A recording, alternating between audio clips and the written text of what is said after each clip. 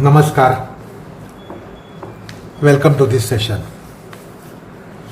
We are considering the Pratyahara of Ashtanga Yoga,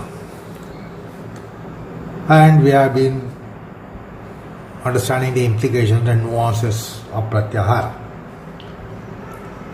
Now today we are going to consider another dimension here. The Karmendriyas and Jnanendriyas are two sets of indriyas with which common man is familiar. That there are 5 Jnanendriyas and 5 Karmendriyas.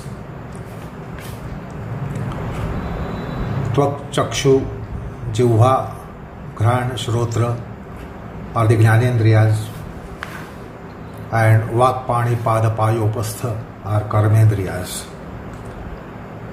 So, we think that the Karmendriyas are merely Karmendriyas, and Jnanendriyas we have seen and we can understand that they do so many functions, particularly the human eyes. Eyes can speak, eyes can assure, eyes can deceive, eyes can speak. So eyes do what the auditory organ can do, but it does silently by gestures. So with respect to eyes, it is a unique thing that we must consider, that it's not just a visual organ.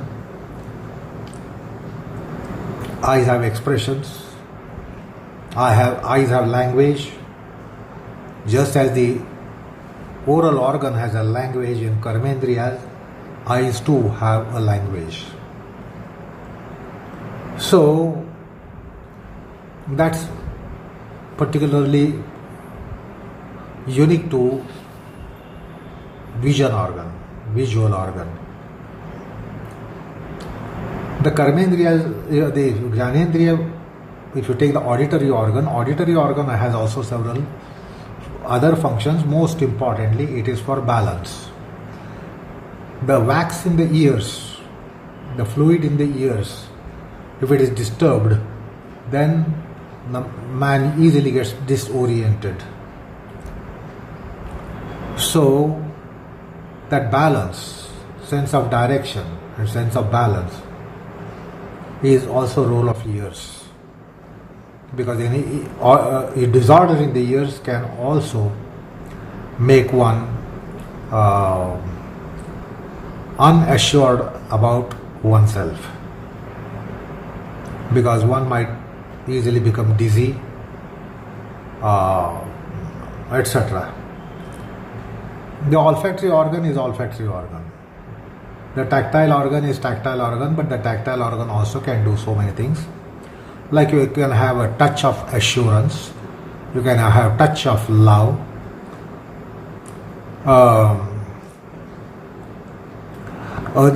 the touch also can be a signal where the oration cannot take place. One can even touch a person. So it is interesting to note these 5 Jnanendriyas, what kind of acts they do, functions they do beyond being eyes, visual organ, ears, auditory organs, nostrils, olfactory organs, the tongue, the gustatory organ, and skin, the tactile organ. So by touch one will understand whether it's a loving touch or not. So it's not just touch sensation, but there is also language. So it is important to really consider what kind of extra cognitive acts the cognitive organs do. But then that can be tried by everyone on one's own, and that's why we will not be delineating on it. And we think conative organs are different than cognitive organs. The Karmendriyas do karmas, And of course, there is no doubt about it, there is no second opinion about it, there cannot be one as well.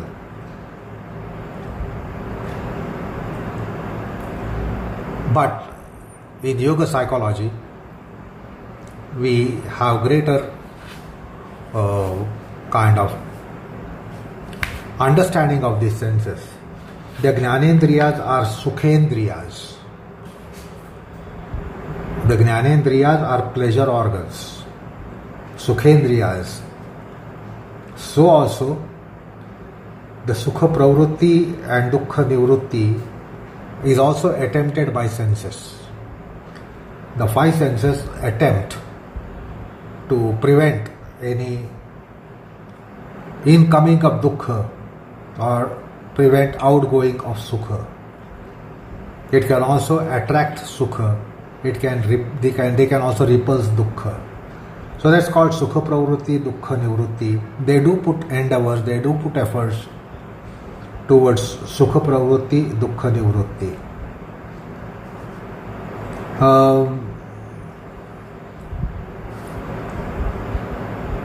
And their purpose will also influence Karmendriyas.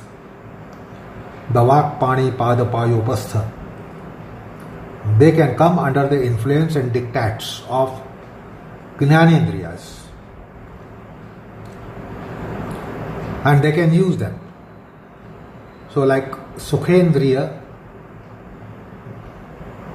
would be looking for Sukha pravritti, Sukha prapti. And it will have to take recourse and assistance of Karmendriyas to be getting those pleasures. So is also the case of avoiding sorrows. The cognitive organs will identify where is the sorrow and what is the sorrow, and they will take assistance of Karmendriyas to be getting away from sorrows. So the coordination between Karmendriyas and Jnanendriyas is also worth taking note of. They don't work independently necessarily and every time. So they work in a kind of partnership. They work in association. Wherever the Sukha is needed or Dukha is to be avoided, for any paurusha prayatna, any voluntary effort, the Karmendriyas would be coming handy. Without Karmendriyas, we cannot be really going for Sukha pravritti and Dukha nivrutti.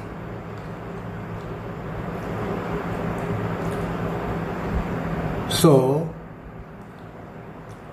this is also a factor that we need to understand. All the 10 Indriyas, Karmendriya, Jnanendriyas together have Karma pravritti and Jnana pravritti. Even if you want to get knowledge, you cannot just get from cognitive organs. You will have to have assistance of the motor organs to take you to that spot. So again see, even in Jnana, the Karmendriyas play assistance. In Bhoga, Sukha Dukha, Bhoga of Jnanendriyas, Karmendriyas play again a role and they contribute. For Dukha nivrutti, again the Karmendriyas play a role. So it is important to understand how they work in tandem. So 10 organs are actually, they are Sukhendriyas, Dukhendriyas, Sukhashodhendriyas, Dukhashodhendriyas, Sukha praptendriyas, Dukha nivruttendriyas. What is it? Sukhendriya, Dukhendriya means giving pain and giving pleasure. So the 10 organs can give you pains and pleasures, delights and sorrows. That's why they are called Sukhendriya and Dukhendriya. So also they are Sukhashodhendriya and Dukhashodhendriya. They will search the pain and pleasure and make you take necessary action. So they will help you search pains and pleasures, and they will also help you attain or prevent Sukha prapti and Dukha prapti. So therefore they are also called Sukha praptendriyas and dukhendriyas.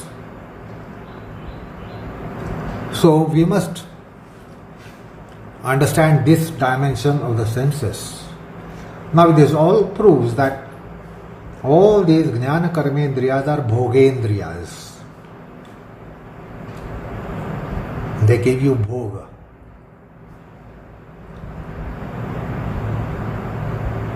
And if from appointed purpose, if the senses and the organs are working in contrary, then our purpose is never served. And when they coordinate properly, our purpose is served. So appointed purpose may be attained or may not be attained depending upon the 10 organs working suitably or unsuitably.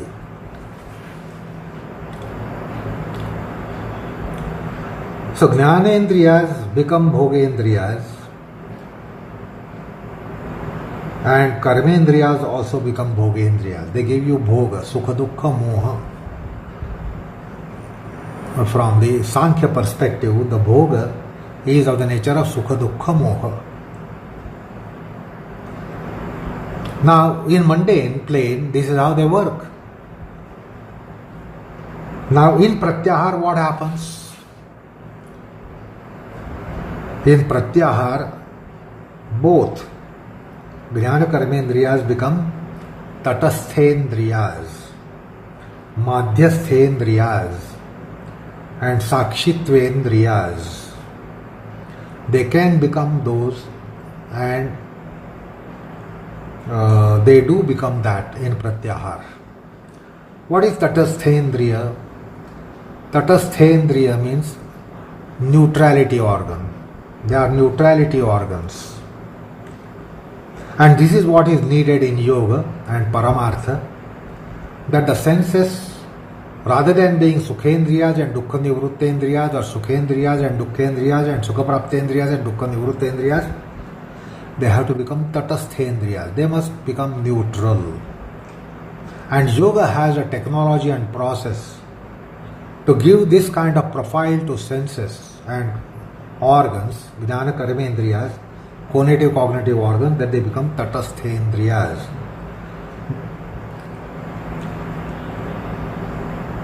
That is also called Madhyasthendriya. They become neutral.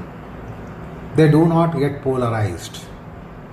So not getting polarized and to be in neutral condition is also possible, and that potential is there in senses, and this is used by Pratyahara. So to be having Pratyahara inculcated, we get a lesson here as neophytes that we must first be able to become neutral. The senses should be capable of becoming Tatahsthendriyas and Madhyasthendriyas, that they will bestow you neutrality. It is not that you have to have neutrality, senses can bestow you neutrality as well. So also Sakhitvendriya, mere witness. So in spiritual dynamics, this is very important potential of the senses, which is actualized, that senses become Sakhitvendriyas, Sakshi, they become Sakhitvendriyas. And that is what is Pratyahara as well. So that is also a plane of Pratyahara, that merely the senses not being withdrawn from swa-vishaya asamprayoga, but it also implies that for swa-vishaya asamprayoga in yogic process, they first be trained to become Tatahsthendriya, Madhyasthendriya, Sakhitvendriya, that is neutrality organ, neutral organ, neutralized organ. So the Vaishayika pravritti would be kept at distance.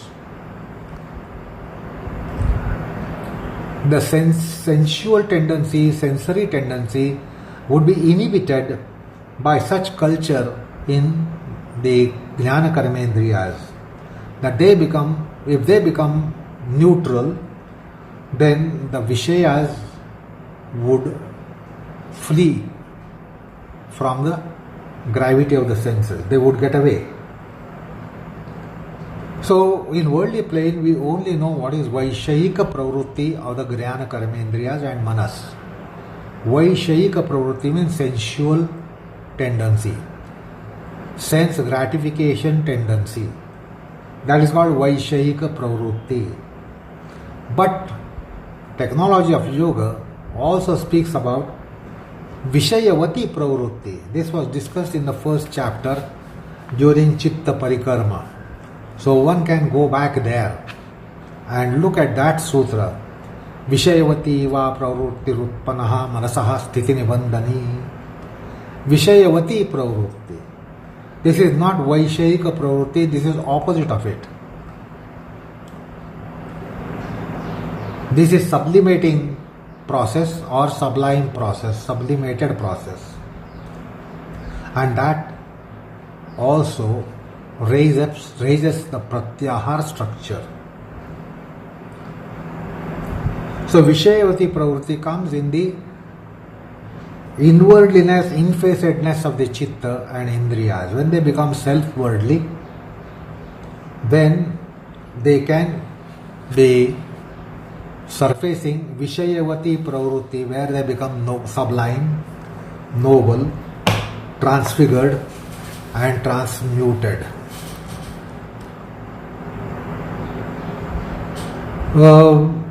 And for this purpose there is technology that one learns in asana pranayam process. So for Pratyahara, the practical tip is that asana kriya must be evolved. So asana kriya when evolved, the pratyahara would surface. And there are Ashtadasha Mahakriyas of asanas, of which you are all aware. So that's called asana kriya. So with asana kriya, pratyahara would very spontaneously surface. So also with pranayam kriya, pratyahara would be encouraged. So also by indriya kriya. The indriya kriya was delineated during the asana topic,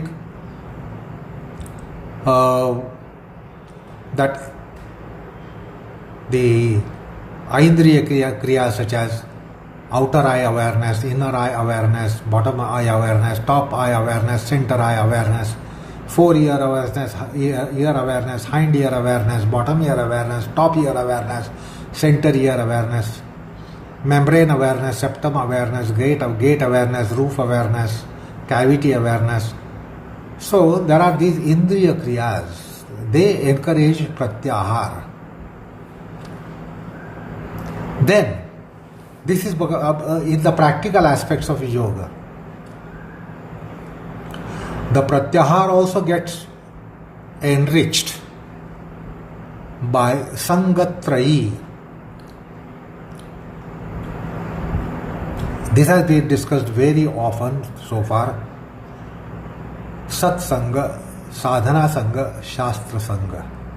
So these triad of sangas would also evolve the potentials of vairagya, pratyahara, and also manifestation of pratyahara. Then achar, vichar, ahar, vihar, chatushyam. This was also discussed often in yamas and niyamas and asana and pranayam. So it is needless to repeat that in again Pratyahara. So reform condition in all intakes, ahara, all intakes, all kinds of foods, not only food that is discussed in dietetics, but every kind of food. Vihara is the movements in life where all we go.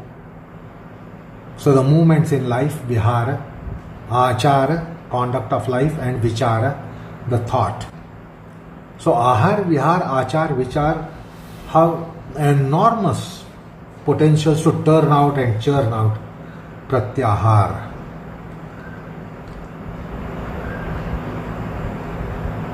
Then yajna dana tapas, which was the basis of ethos of yoga. So by these sangatraya, aharadi chatushtya, yajna dana tapastrayi would give rise to yoga dharma and yoga samskruti, the ethos of yoga. That would greatly enrich the pratyahara potentials in a practitioner. So also there are prana kriyas, tattva kriyas and chakra kriyas which mightily contribute for the transfigured ethos and therefore the pratyahara.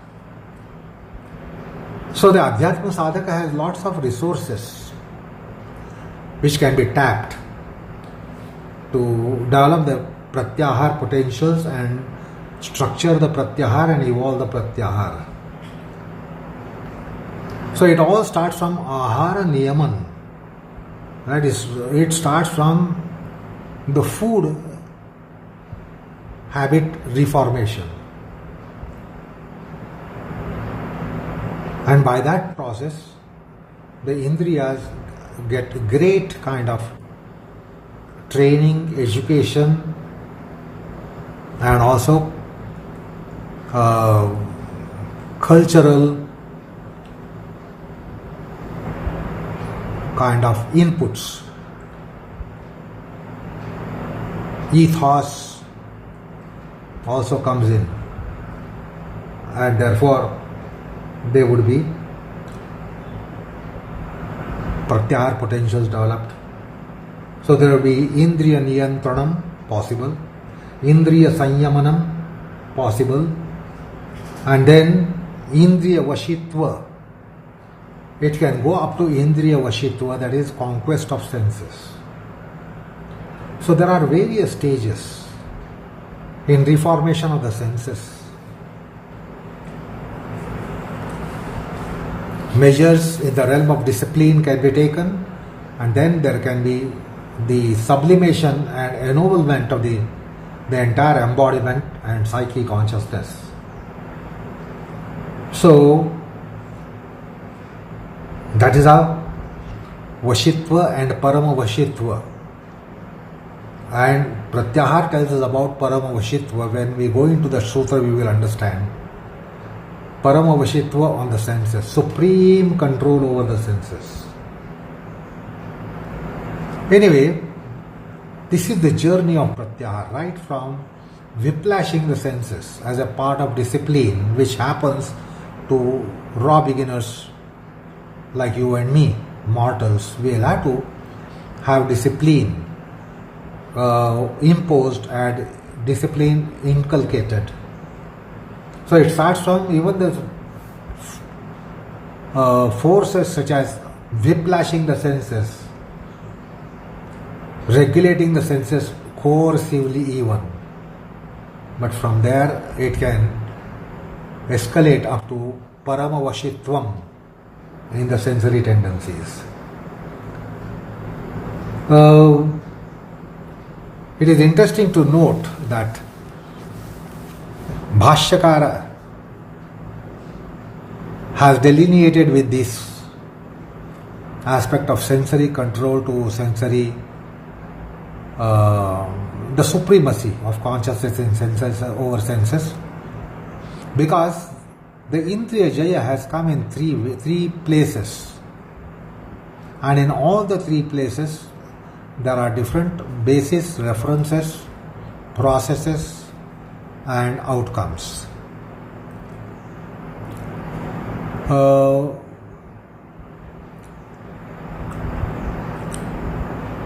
So the first time it comes is in niyamas.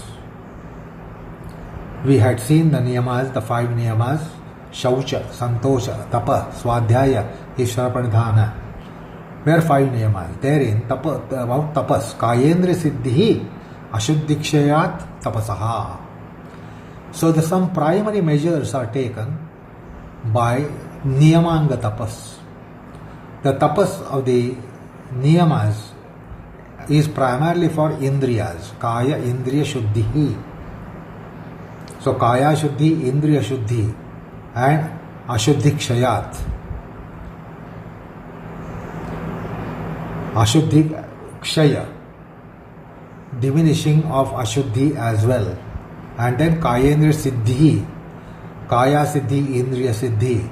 So that is how the tapas of niyamangas are to be construed so that they would work in that end.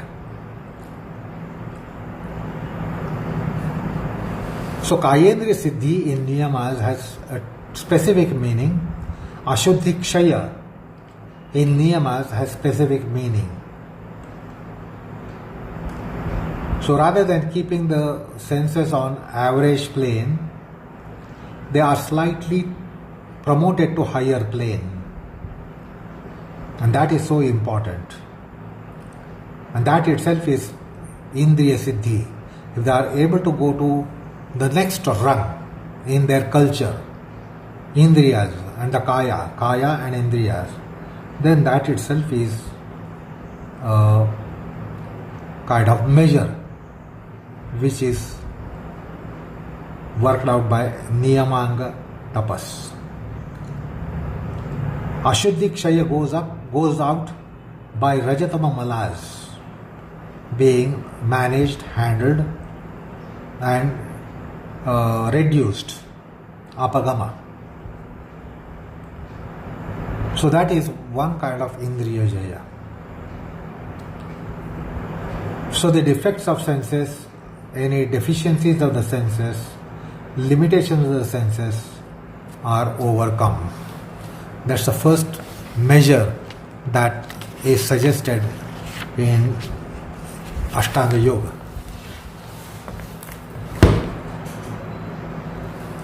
Then the Indriya Jaya comes once again in Kriya Yoga topic at the beginning of 2nd chapter.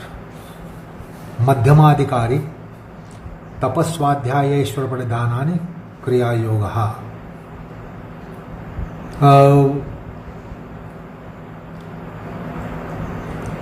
So the tapas here is a higher level of Ashuddhikshaya and Indriya Jaya. Ashuddhikshaya of the Indriyas and Siddhi of the Indriyas. It is on a little higher plane, substantially higher plane. Because the yogi is a Madhyamadhikari, he is a middle hierarchy yogi who has samadhi capacity achieved. And he only has to work for actualization of samadhi. So, we had discussed some yoga kriyas, yogasana kriyas, pranayam kriyas, prana kriyas, and on a higher plane, they give rise to another plane of Indriya Jaya. So Vyasa mentions about those as well in his commentary. And then comes the third plane, the final plane of Indriya Jaya in Ashtanga process, and that is called Sanyamatmaka Indriya Jaya.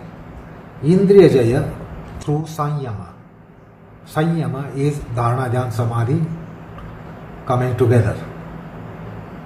And there the yogi gets the envisionment of Pancharupas, which we discussed in the last previous session or maybe one before that.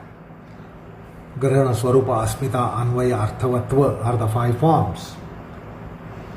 So, there yogi gets the envisionment of those 5 forms of the senses, and therefore he has better kind of control. Now, the control is to what extent? That there is possibility of Indriya Vikarana Bhava, as Patanjali mentions, and even the Pradhana Tattva, Pradhana Jaya, the primordial matter also comes under this grip of a yogi, Samadhi Siddha yogi. The Pradhana Tattva also comes within his control, and then also Indriya Vikarana Bhava. So that's an interesting siddhi which Patanjali speaks about. To explain you at very lower plane of it. See, if you want to see something through your eyes, direct perception, you need to go to that spot. If you want to hear something, you have to go close to that spot. So you have to mobilize your body to be sighting something which is remote, hearing something which is also coming from a long distance. You have to mobilize yourself. Of course, today you have the mechanical instruments through which objects are virtually brought closer, but not really. But here yogi, he will remain in one spot and he will send his eyes, his visual organ, somewhere 10,000 miles away or even more, to have a sight of something. He doesn't have to mobilize. So he'll have that real perception rather than virtual perception that we get through television, telephones, sound, etc. from telephones and televisions for our eyes. The senses can be separated and sent out. Ears can be sent out to hear something at a remote distance, thousands of miles or millions of miles or billions of miles. So he doesn't have to mobilize and he can get the perception and cognition. That is Vikarana Bhava. Vikarana, separating. He can separate the senses from the body and send them out. Anyway, we will not go into detail about that siddhi here, because sooner or later we will come to that siddhi, then we can discuss that. And the yogi in such a plane is described as yogi on Madhubhumi. So this is the plane of a yogi, that he is on Madhu plane. Madhu means honey, sweet. And this hierarchy yogi is called Madhubhumi yogi. And then we are mentioned about various other hierarchies of yogis later in the text. And as and when we come to those, we will be considering them. So here, Madhubhumi yogi doesn't have to leave his location. He will stay where he is, but he will send out the Chakshurendriya, visual organ, for Druk Darshan. He will send out his ears for Shrotra Shravanam. So, the 5 senses can be sent to 5 different places and they can have 5 different experiences. Now, this doesn't happen to us, because wherever we go with our all 5 senses together. So wherever we are having any vision, we also get the audition from the same location. Olfactory sensation in the same location. So we cannot send the 5 organs to 5 directions and to 5 locations. But yogi is able to send. And such a yogi is called Madhubhumi yogi. So on that plane, yogi can send 5 senses to 5 different places for 5 different cognitions.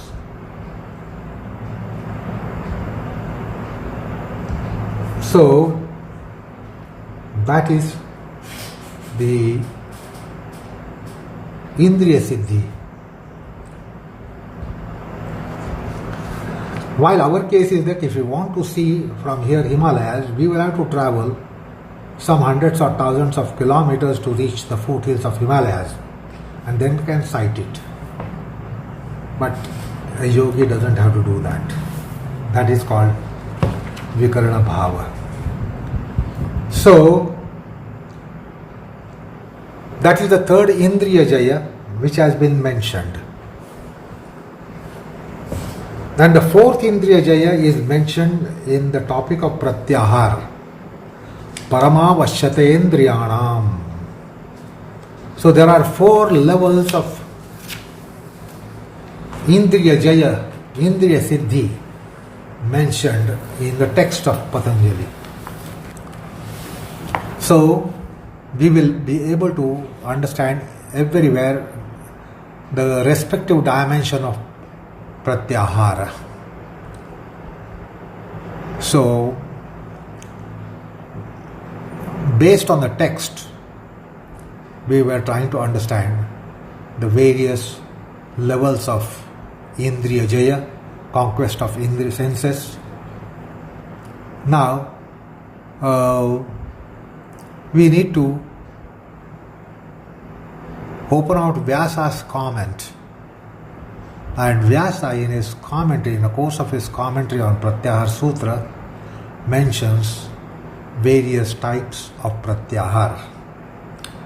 So that will be again interesting topic that Vyasa divulges in his Pratyahara Sutra Bhashya. But we will consider that in our next session. Enough for the time being. Namaskar all of you.